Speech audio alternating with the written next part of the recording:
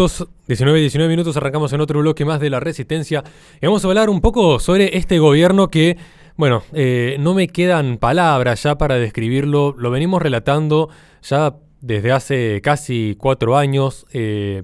No me cabe la menor duda de que ya son los últimos tiempos que le quedan a este gobierno. Un gobierno que empezó de una manera muy fuerte, un gobierno que tenía muchísima credibilidad porque aparte sacó una buena cantidad de votos en las encuestas, 10% por encima de lo que, perdón, en los resultados electorales, un 10% por encima de lo que estaba en las encuestas, ¿no? Entonces, es un gobierno que inició con mucha legitimidad, con aparte un muy amplio apoyo por parte de los sectores mediáticos y que, bueno, inició con un suceso que ya todos conocemos, que, bueno, por los motivos de que YouTube nos censura si hablamos de ciertas cosas, no los podemos nombrar, pero ya todos sabemos lo que pasó en 2020, en el primer año desde que asumió Alberto Fernández. Un hecho que para muchas personas, cuando él decretó este encierro que se produjo en Argentina, lo tomaron no como el superhéroe, el superalberto. De hecho, me acuerdo algunos revistas, algunos páginas web, algunos noticieros que literalmente lo ponían photoshopeado, ¿no? Arriba de Superman, diciendo no, lo valiente, lo grande, lo bueno que es Alberto, que decretó una cuarentena para que la gente se quede encerrada en su casa, ¿no? Como si, a ver, yo creo que ser presidente y hacer un decreto de que toda la gente se quede en su casa no es, digamos, algo digno de un superhéroe. Un superhéroe podría haber sido, no sé, por ejemplo, prevenir que ingresara el virus al país. Eso decimos, es una locura, una cosa impresionante. El único país que no ingresó este virus, ¿no?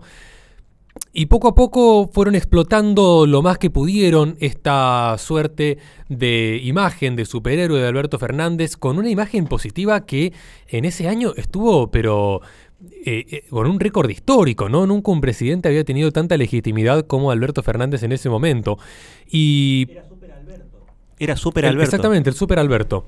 Y poco a poco siguieron explotando, ¿no? Esto para tratar de postergarlo lo mayor cantidad de tiempo posible a esta imagen, y la gente se terminó cansando, evidentemente, les terminó saliendo el tiro por la culata y empezó a pasar lo que tenía que pasar. Una vez que se cae el relato, empieza a verse lo que estaba detrás del relato, ¿no? Y la gente se empezó a dar cuenta de que no había un plan de gobierno, no había absolutamente nada, ¿no? Era un proyecto totalmente vacío y empezaron a aparecer los problemas. Empezó a haber disparadas importantes en el tipo de cambio, empezó a verse que, bueno, la inflación no cedía, al contrario, aumentaba cada vez más. Y Alberto Fernández seguía insistiendo que, bueno, ahora sí, bueno, tenemos problemas económicos, pero vamos a tener estas cosas que tampoco podemos nombrar por YouTube, estas cosas que te pinchan y te meten un líquido adentro del cuerpo. Estas cosas las vamos a tener acá en Argentina y vamos a ser de los pocos países que las tienen. Bueno, se decía, ¿no?, que ciertas farmacéuticas de Estados Unidos no iban a tener contrato con Argentina porque pedían poco menos que la Patagonia entera para poder traer estos líquidos acá a la Argentina, y por eso íbamos a traer las de Rusia, ¿no?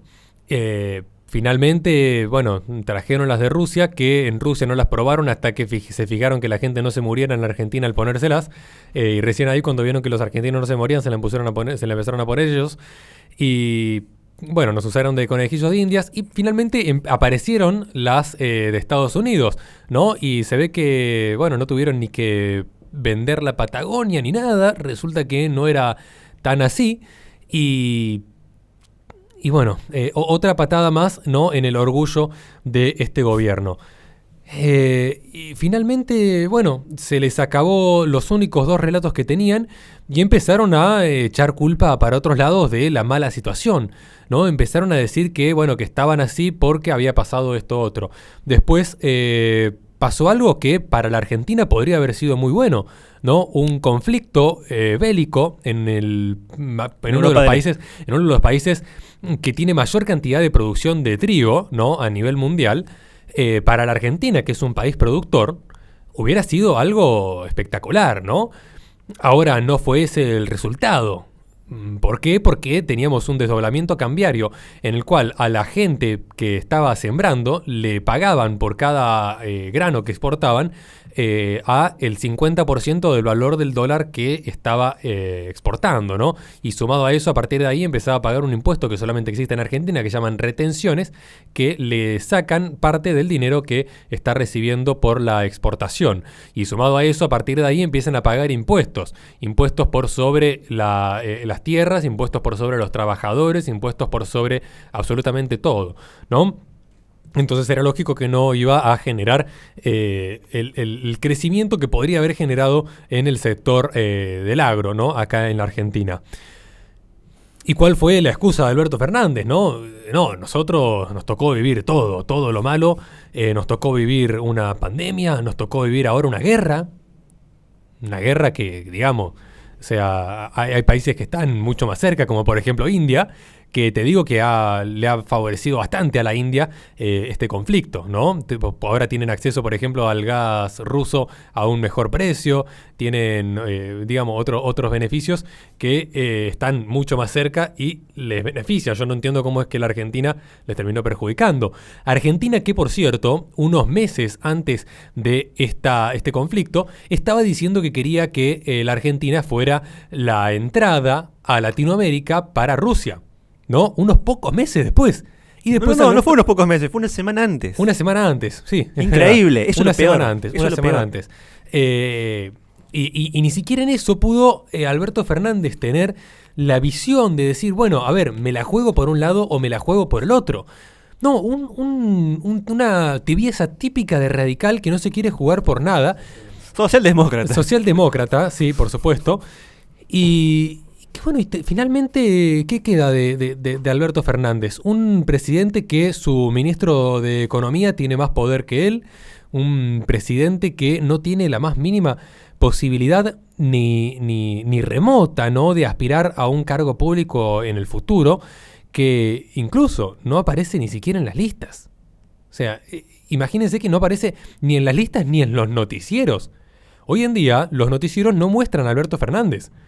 De hecho, lo vimos hace poco a Sergio Massa en Estados Unidos con Joe Biden y Mauricio Macri. Y Joe Biden le dice a Sergio Massa, qué bueno que el presidente de la Argentina traiga al líder de la oposición a hablar conmigo. Eso fue a principios del gobierno de Macri, sí. No, ahora, en los últimos meses. Es una imagen que... En las últimas semanas, Sergio Massa fue con Mauricio Macri a Estados Unidos y Joe Biden le dice a Sergio Massa, qué bueno que el presidente de la Argentina haya traído al líder de la oposición, ¿no? Y en esas circunstancias, a ver, que la imagen que tenemos de afuera sea que Sergio Massa es el presidente y no Alberto Fernández, da a entender que Alberto Fernández está en una situación muy, pero muy mala. O sea, está literalmente en el subsuelo, ¿no? No me gusta usar esa palabra en la radio, ¿no? Pero no deja de ser verdad. Es poco lo que podemos decir de Alberto Fernández y tenemos ya 600 razones, ¿no?, para descreer de este gobierno, ¿no? Dólar acá en Córdoba ya está vendiendo a más de 600 pesos, ¿sí? ¿no? Más de 600. Más de 600 pesos por dólar, ¿no? Y recordamos, ¿no?, que Alberto Fernández dijo que 60 era un buen precio, un precio razonable para el dólar. Pero la portavoz, Cerruti, había dicho hace unas semanas nomás que era un movimiento ínfimo. Lo vi en un video, en una publicación que hicieron, y ellos salen dando un discurso, ¿no? Una conferencia. Dice, no le damos importancia, porque el periodista le pregunta y ella dice, es un movimiento ínfimo, y hace así con la mano, como diciendo que es poquito. Y la verdad que no sé cuánto está. Y bueno, la verdad que con el descreimiento que hay de este gobierno, que haya subido solamente 26 pesos en un día, es un movimiento ínfimo, porque podría haber subido 400 pesos prácticamente. ¿No? Entonces, yo coincido con Cerruti. La verdad que tiene razón. Teniendo en cuenta el presidente que tenemos, tiene razón que fue ínfimo. El movimiento podría haber sido mucho peor. Tenemos a Massa también. Tenemos a Sergio Massa, ¿no? Y que Sergio Massa esté midiendo lo que miden las encuestas, peor todavía. No merecemos que el dólar no esté en 600 pesos, sino que esté en 6.000 ya. Más del 25% creo que tiene de voto, por lo menos. Sí, más de base tiene más de un 25%, más lo que está midiendo Juan Grabois, ¿no? Que algunos le dan de 3 a 7% de intención de voto, ¿no? Una cosa realmente más que extraña en este país que siga pasando este tipo de cosas. Y no sé si vieron en la entrevista que le hace el pelado de famoso Trebuch de A24, que hace pregunta a la gente a quién vas a votar y la gente le dice a Cristina. Sí, en Buenos Aires. Ese es un video que se viralizó muchísimo, pero Cristina no se presenta. No, pero bueno, la voto igual.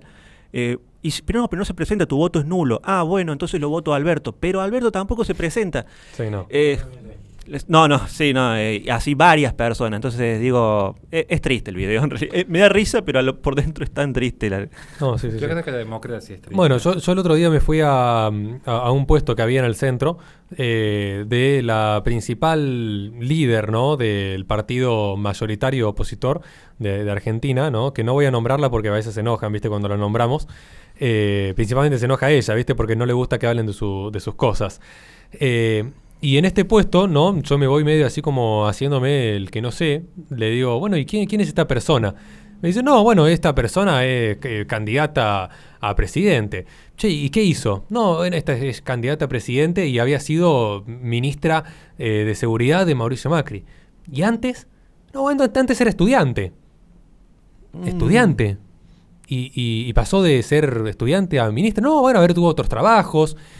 Fue ministra también de la Rúa y antes trabajaba en el sector privado. ¿Trabajaba en el sector privado? Sí, ella era abogada. Lo cual me parece muy extraño que los que estaban sentados en la mesa de esta mujer me digan que ella era abogada cuando estudió ciencias políticas. Y que trabajó en el sector privado como abogada cuando estudió ciencias políticas. O sea, o robó un título...